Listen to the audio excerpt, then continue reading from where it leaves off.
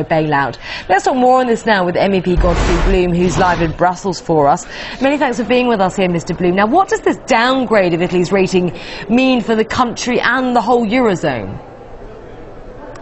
Well, it's a natural progression, is it not, of grading bonds. It doesn't matter whether you buy Sainsbury bonds, Tesco bonds, Italian bonds, American T-bonds. They will all have a risk assessment.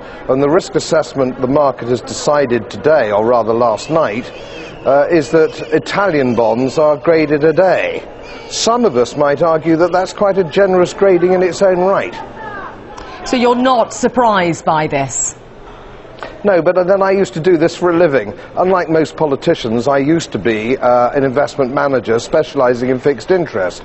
I'm a little bit surprised it's taken so long for Italian bonds to be downgraded. And I have to say something else. I'm very surprised that UK gilts haven't been downgraded, if anybody bothers to sit down and work out the numbers. But to put Italy's case forward, it has just passed new austerity measures seen as the first step in the country's recovery. So why do you think Standard & Poor's has made this decision now? Is the timing significant? Well, yes, it is significant, and for the first time, I mean, I'm a financial economist by profession. I've only been in politics for about 7 years, and I'm speaking to you from the European Parliament. What is the most frightening thing, the most terrifying thing, is almost nobody here really understands the sort of danger the global economy is now in.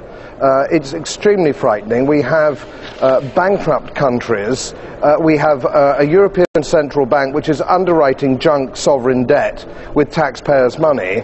And this is exactly the sort of problems we had in 2008 with Lehman Brothers. We're going exactly the same route. The difference is that they're not junk mortgage bonds for the United States.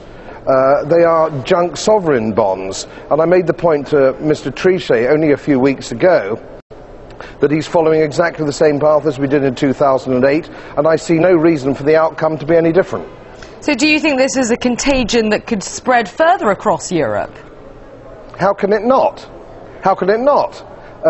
Portugal's broke, Greece is broke, Ireland's broke, Spain's semi-broke. The French are talking a good story, but if you look at the numbers, the French are in no better position. If you look at the numbers, you'll see that the French 3 bailouts that they've agreed is round about the equivalent to 2/3 of the entire year's French income tax. This is going wrong, as it was always bound to do. It's a failed project. It's a failed currency project. Fiat currencies are falling across the world. Gold isn't rising. People think gold is rising. Fiat currencies are falling. And I tell you something else, if I may. This has been a political project from the beginning, and I would have the people responsible incarcerated in jail at this very moment. Okay, strong accusations there. Talking about politics, though, S&P has also criticised Berlusconi's government, saying it might not be able to handle the current debt crisis. Is this a political decision and not purely an economic one, do you think? This is all about politics. The euro has been about politics since the very beginning. The ECB is a virtual bank. There's no lender of last resort except the taxpayer, and the taxpayer is already rebelling. They're rioting in Greece.